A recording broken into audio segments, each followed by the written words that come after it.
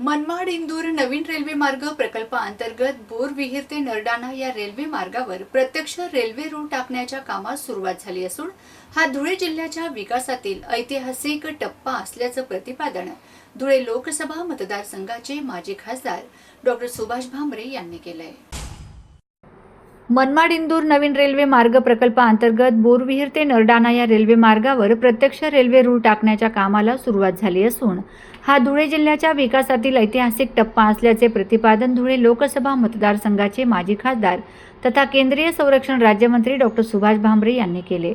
बाळापूर परिसरात ज्या ठिकाणी रेल्वे पटरी टाकण्याचे काम सुरू असून काही भागात रूळ टाकण्यात आले आहेत त्या ठिकाणी आयोजित पत्रकार परिषदेत त्यांनी प्रकल्पाची सविस्तर माहिती दिली। डॉ. भामरे म्हणाले की मनमाड इंदूर रेल्वे मार्ग हा उत्तर महाराष्ट्र आणि मध्य प्रदेशाला जोडणारा महत्त्वाकांक्षी प्रकल्प असून धुळे नरडाणा हा सुमारे 49.85 किलोमीटरचा टप्पा वेगाने पूर्णत्वाकडे जात आहे। या प्रकल्पाची एकूण मंजूर किंमत 716 कोटी रुपये असून आतापर्यंत 268 कोटी रुपयांचा खर्च झाला आहे। प्रकल्पाची आर्थिक प्रगती सुमारे 37% झाली असून आवश्यक जमिनीपैकी सुमारे 77% जमीन उपलब्ध झाली आहे। त्यांनी सांगितले की धुळे जिल्हा आजवर राष्ट्रीय रेल्वे जाळ्यापासून मोठ्या प्रमाणात वंचित राहिला होता। हा रेल्वे मार्ग पूर्ण झाल्यानंतर धुळे शहराला देशातील प्रमुख रेल्वे मार्गांशी थेट जोडणी मिळणार आहे। त्यामुळे प्रवासी वाहतूक, माल वाहतूक, औद्योगिक गुंतवणूक, कृषी उत्पादनांची निर्यात आणि रोजगाराच्या संधीमध्ये मोठी वाढ होईल। धुळे हे भविष्यात महत्त्वाचे लॉजिस्टिक आणि वाहतूक केंद्र म्हणून उदयास येईल। डॉ. भामरे यांनी सांगितले की या प्रकल्पामुळे मुंबई आणि इंदूर यामधील अंतर कमी होणार असून जवाहरलाल नेहरू बंदर तसेच देशातील विविध औद्योगिक केंद्राशी संपर्क अधिक सुलभ होईल। त्यामुळे धुळे, मालेगाव, शिरपूर, मध्य प्रदेशातील बडवानी, खरगोन, धार आणि इंदूर परिसरातील उद्योग, व्यापार आणि शेती क्षेत्राला मोठा फायदा होणार आहे। यावेळी मोठ्या संख्येने भारतीय जनता पक्षाचे पदाधिकारी व कार्यकर्ते उपस्थित होते। कुठल्याही परिस्थितीत मनमाड इंदूर रेल्वे आपण करूच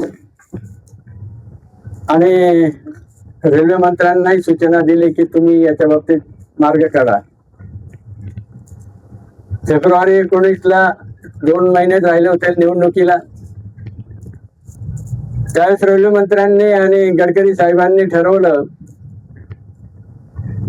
की 18,000 कोटीचा प्रकल्प मंजूर करण्यासाठी कॅबिनेटची परवानगी आवश्यक असते। पण आता जास्त दिवस राहिलेले नाही म्हणून रेल्वे मंत्र्याच्या अधिकारात धुळे नरडाणा हा पहिला टप्पा सुरू करून देऊ।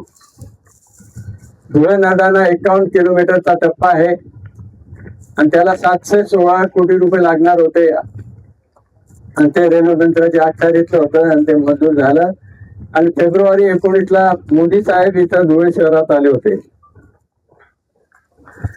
सुलवाडे जामफळ आणि रेल्वे दोन्ही प्रकल्पाचं उद्घाटन केलं आणि दोन्ही प्रकल्पाचं उद्घाटन करताना तुमच्या खासदाराविषयी अतिशय कौतुकाचा शब्द मोदी साहेबांनी अतिशय कौतुक केलं। इथं दुपारची वेळ असल्यामुळे मी तुम्हाला ती व्हिडिओ दाखवू शकत नाही, तर तो व्हिडिओ सगळ्या आपल्यापर्यंत पोहोचेल अशी व्यवस्था करतो। आणि अशा पद्धतीने मनमाड इंदूरचं काम सुरू झालं।